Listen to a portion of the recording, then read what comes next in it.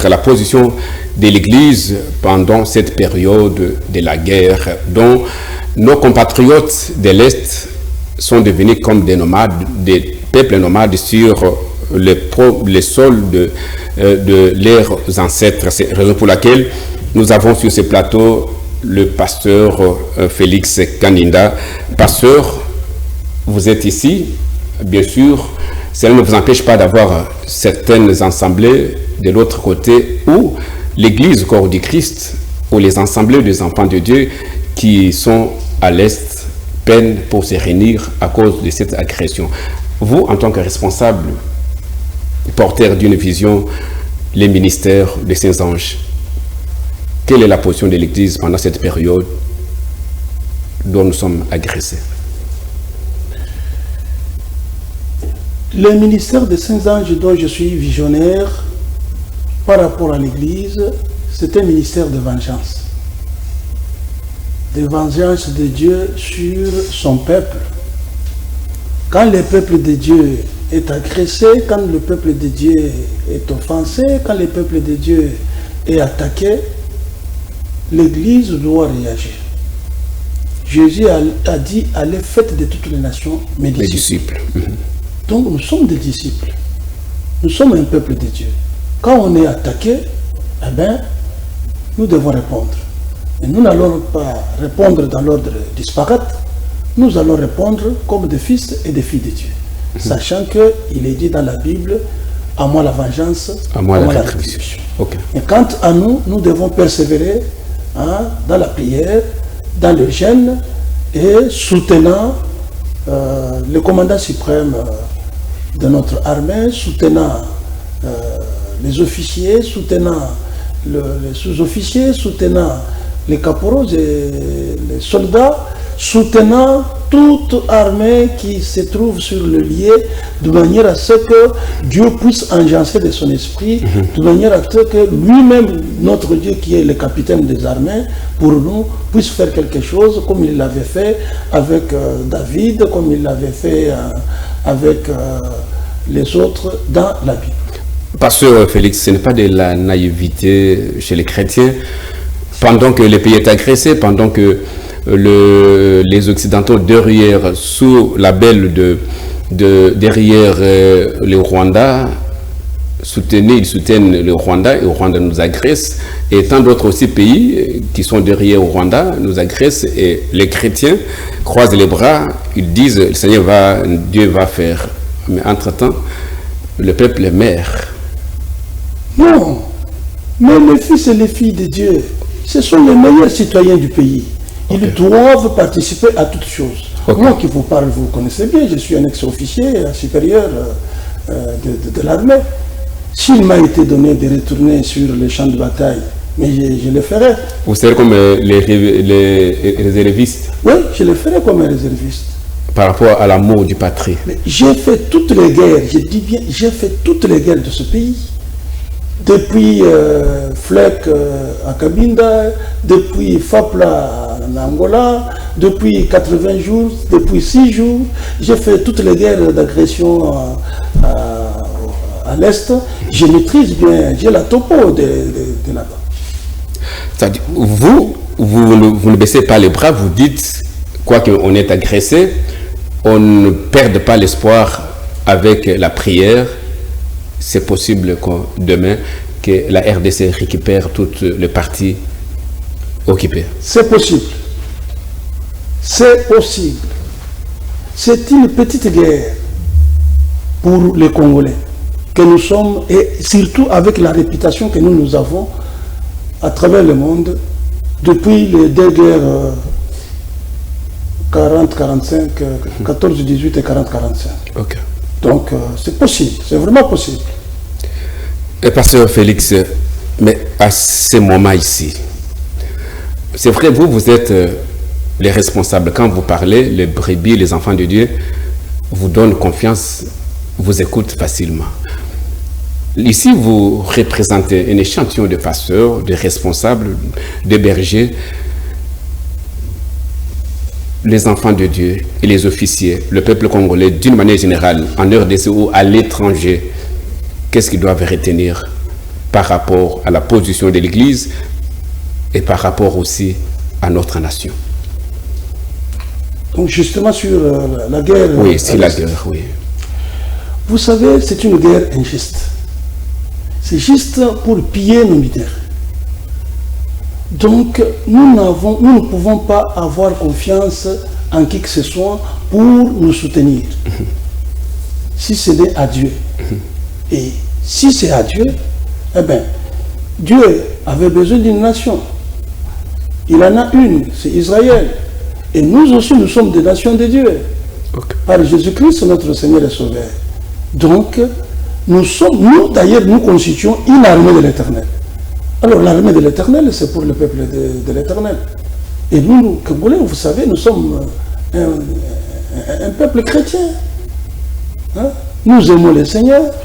Et il n'a qu'à nous enjancer du même esprit qu'il avait enjancé les Juifs. Vous les voyez sur le terrain avec les Gazaouis, avec Hezbollah. Et oui. Vous voyez comment ils espèrent en Dieu. Oui. Voilà. Donc, il allait de même avec nous. Nous croyons que cette guerre, nous allons la faire. Nous sommes en train de la faire. Nous sommes déterminés en tant que chrétiens. Je ne veux pas promener le regard inquiet et dire l'armée. Non, non, non, non. Ici, nous sommes tous interpellés. Okay. Ceux qu'on tue là-bas en grand nombre, ce ne sont pas des militaires. Ce sont des civils. Comme les autres civils. Donc, c'est vraiment quelque chose qui nous tient à cœur, hein, de pouvoir soutenir d'abord les chrétiens eux-mêmes, soutenir l'armée, soutenir tous les moyens possibles qu'il faut, tout ce que nous pouvons faire, nous allons le faire en tant que fils et filles de Dieu.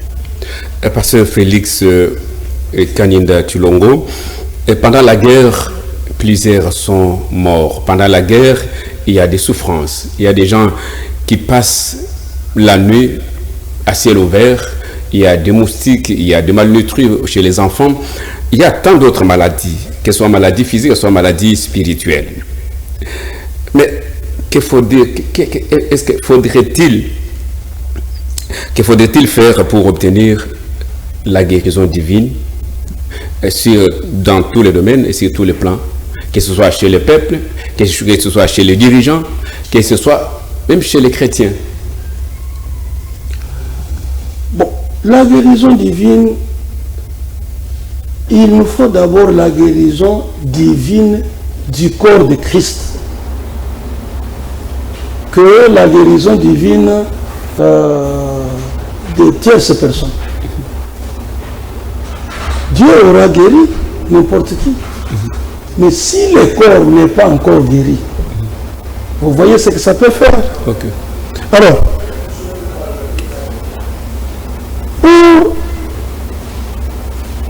qu'est-ce qu'il faut faire pour la guérison divine du corps de Christ? Il faut faire quelque chose qui représenterait vraiment beaucoup pour Dieu que le fond, les chrétiens en appartiennent. Si et seulement si on peut faire quelque chose qui représenterait vraiment beaucoup pour Dieu, alors à ce moment-là, Dieu va nous donner la force de pouvoir faire quelque chose dans le corps de Christ. Je parle de la guérison du corps. Or, pour la guérison du corps, il faut vivre la Pentecôte. L'Église doit vivre la Pentecôte comme du temps biblique. À l'Est, il persévérait, Actes chapitre 2, il persévérait dans les enseignements des apôtres, dans la communion fraternelle, dans la fraction du pain et dans la prière. Là, c'est pour la guérison du corps. Il fait la Pentecôte. Mais regardez ce qui se passe ici. En lieu et place de la Pentecôte, il y a le pentecôtisme. Or, le pentecôtisme, c'est juste le fait de ne pas rester ensemble, mais chacun est cloué quelque part, c'est mon église. Là-bas, c'est mon église. Là-bas, c'est mon église, et faire prévaloir les dons de l'esprit. En lieu et place de vivre la parole de Dieu dans la communion fraternelle. Dans la communion fraternelle. Comme il l'avait fait lors de la Pentecôte. Les gens essayent tout simplement de voir Jésus dans un angle de un petit envoyé, à chercher quelque chose. Alors que Dieu est le donateur de tout don par excellence. Mais là, pasteur Félix, vous ne voyez pas que même ceux qui sont en train de nous suivre et se posent la question, les amis qui sont nos frères et sœurs qui sont à l'est du pays sont dérangés, ils sont blessés, ils manquent de tout, et pendant ce temps-là, ils doivent vivre les Pentecôtes comme au temps de la Bible. Vous ne voyez pas, demeurer, écouter, enseigner, être enseigné, partager le pain ensemble. Mais c'est à nous de le faire. Ah, ok. Si il y a descendre sur place, c'est à nous de le faire. Ce n'est pas rester ici, croiser les bras ici, et vivre la Pentecôte ici. Hein? Mais là, dans ces cas, pasteur Félix, vous n'avez pas que ça demande encore beaucoup de moyens, ça demande encore beaucoup des exercices, faire déplacer... Ça demande beaucoup de moyens, mais notre Dieu, l'argent, l'or lui appartient. Nous avons foi en cela. On n'a pas à promener un regard inquiet. On n'a qu'à se saisir de ce qu'on a là et accomplir la volonté du Seigneur. Et qui doit initier cette démarche? Ça peut provenir de vous? Tout à fait. Le salut est individuel. Dieu, quand il a besoin de faire quelque chose, il s'est saisi de quelqu'un. Il s'était saisi de David, il s'était saisi de Gédéon, il s'était saisi de Josué. Il ne faut pas chercher, venez, nous partons. Non, faites ce que vous pouvez faire. Et les autres vont emboîter les pas. Tout à fait. Pasteur Félix, nous allons revenir à vous. Parlons de l'église centre de réveil central où le département de maman organise. Ok, pasteur Félix, la guérison divine. Du corps de Christ. Du corps du Christ. Vous savez, l'église, ce sont de meilleurs fils et filles du pays, de meilleurs citoyens dans le monde qui vivent la puissance de Dieu. Mais vous n'allez pas vivre la puissance de Dieu dans des enclos appelés église bâtiment. Il faut le faire comme dit temps biblique, Actes chapitre 2. Faire tenir des réunions de réveil d'ensemble. Pas d'une église, mais tous les fils et les filles de Dieu. Par exemple, dans la ville de Kinshasa, là où vous pouvez trouver des réunions d'ensemble, vous trouvez Pasteur Walesa, vous trouvez Pasteur Sonika Futa, vous trouvez Mukuna, vous trouvez les hommes de Dieu du message du temps de la fin. Le pasteur Dioka, comme le pasteur Baruti, ou son fils alors qui est resté. C'est ça la vraie Pentecôte. Ça fait la honte, ce que nous faisons. Quelqu'un est dans une petite église, dans un bâtiment, il dit qu'il tient de réunions. Non. Ça devrait être des réunions de réveil d'ensemble. Tous ensemble. Hein? Tous ensemble. C'est ça la guérison du corps. C'est ça la vie même du corps. Persévérer ensemble. Ils étaient ensemble. Comme dans la ville, tout le monde ensemble. Toutes les tendances confondues. C'est ça, tenir des réunions de réveil pour le Seigneur et non pour un bâtiment. Mais pour la gloire d'un individu. Mais avec cette procédure, on voit que ça va, peut-être ça ne sera pas facile, ça ne sera pas possible pour que tous les hommes de Dieu... Ça ne sera pas possible si on n'a pas le Saint-Esprit, si on n'en est pas baptisé. Quand on est baptisé du Saint-Esprit, ça va être possible. Si cela l'a été du temps de la Pentecôte, et pourquoi pas, ça peut aussi l'être ici. Nous devons nous mettre ensemble, d'accord, d'avoir un réveil. C'est ça, nous unir. Réunion de réveil.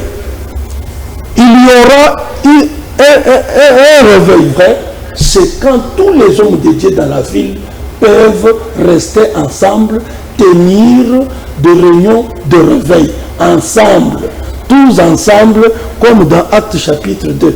C'était les actes du Saint-Esprit. Donc là où il y a le Saint-Esprit, on ne lève pas de mur. Mais est-ce que, pasteur, ce n'est pas, comme vous l'avez souligné tantôt, ça peut provenir d'une seule personne, d'un seul messager de Dieu qui peut faire ça? Mais tout à fait, comme je suis en train de le dire là. C'est-à-dire qu'on est déjà là. C'est vrai ce que je vous dis. On est déjà là. Mais il y aura un vrai réveil dans la ville de Kinshasa avec tous ces hommes de Dieu qu'il y a ici. Il suffit que quelqu'un soit là, comme je le suis, comme je l'ai dit là.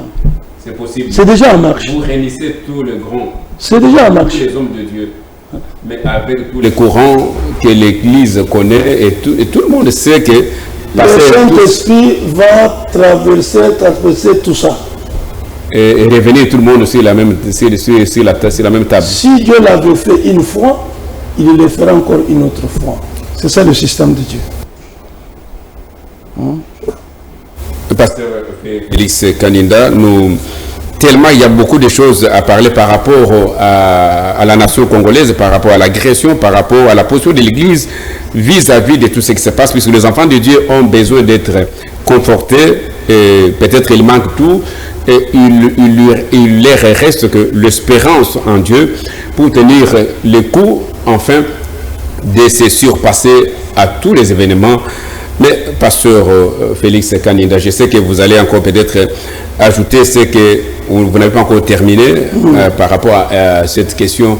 Mais est-ce que vous avez toujours, vous, les prédicateurs de la bonne nouvelle, vous nous dites toujours Jésus-Christ est le même hier, aujourd'hui, éternellement, il n'a pas changé. Tout à fait. Mais si on regarde très bien ce qui se passe, est-ce qu'aujourd'hui, c'est le problème des d'hommes ou c'est Dieu a changé dans sa manière de faire? À l'époque, il y avait des prophètes dont le roi craignait, par exemple Élisée, où il déjouait le plan des Syriens.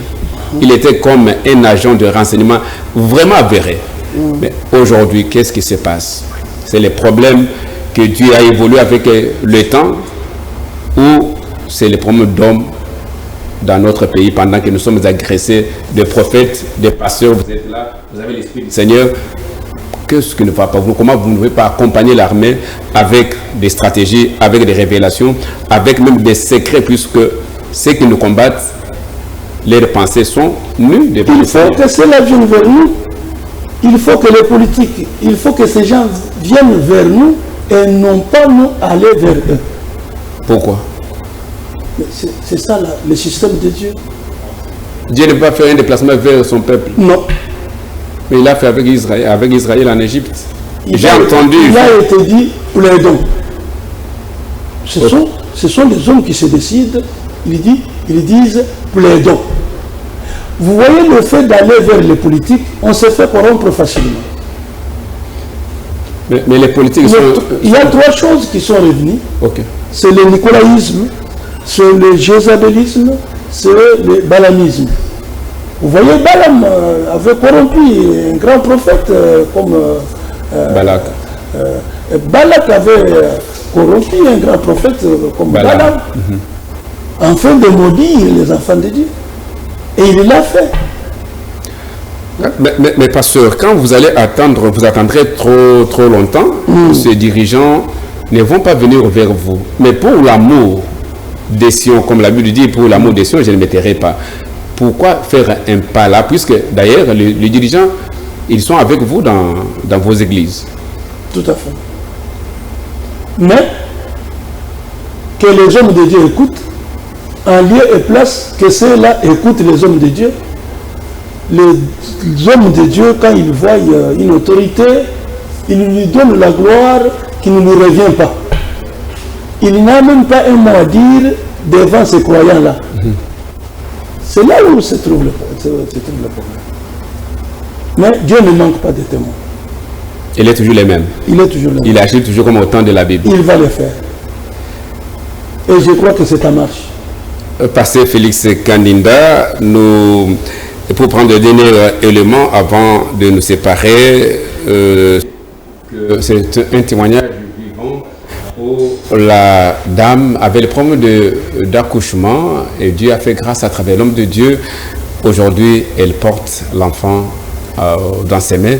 Et vous allez suivre l'intégralité de ce culte avec la prédication et tous les témoignages qui ont intervenu lors du culte de dimanche, juste après ce journal.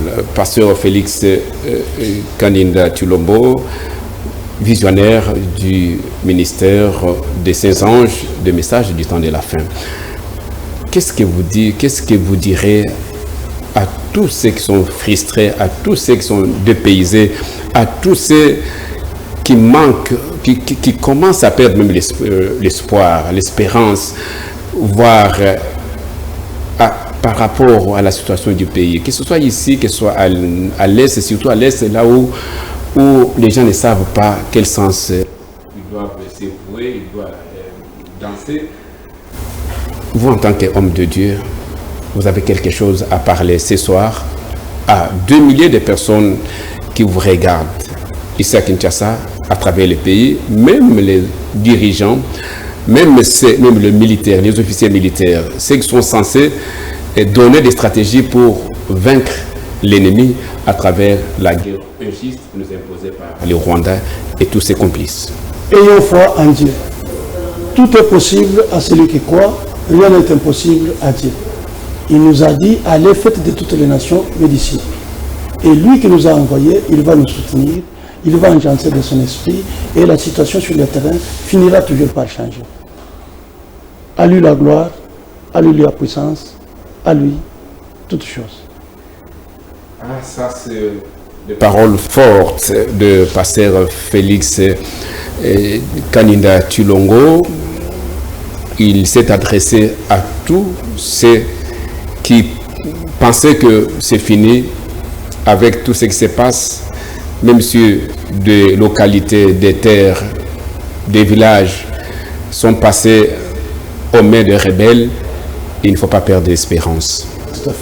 Il y a même si les pays, des entités ont été occupées, même après 3 mois, 4 mois, voire même 1 année, 2 ans, il y a possibilité de récupérer nos terres, nos entités entre les mains des rebelles. Raison pour laquelle vous, les enfants de Dieu, priez, ne vous laissez pas entraîner par tout ce qui se passe, même sur les réseaux sociaux, puisque la guerre est tic-tac, la guerre a 2 moyens, et il y a d'autres qui utilisent les réseaux sociaux pour fragiliser, pour décourager les peuples congolais, mais nous savons, comme pasteur vient de le dire, avec Dieu, nous allons vaincre cette guerre juste. Nous avions reçu sur ce plateau le pasteur Kandinda Tshilombo. Il est le visionnaire du ministère des Saints-Anges.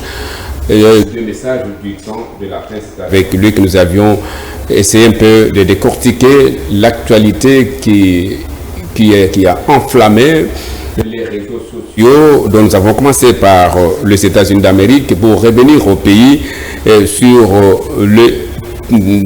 l'actualité ou des nouvelles qui ont vraiment envahi les réseaux sociaux, pour terminer avec les nouvelles de l'Église. Mesdames et messieurs, merci pour votre aimable attention prêtée à cette édition du journal et qui a été consacrée essentiellement sur des nouvelles, sur la toile et sur des nouvelles de l'Église. Si Dieu nous prête vie, demain vous avez droit au nouveau numéro du journal à 19h, toujours sur les antennes de Show TV.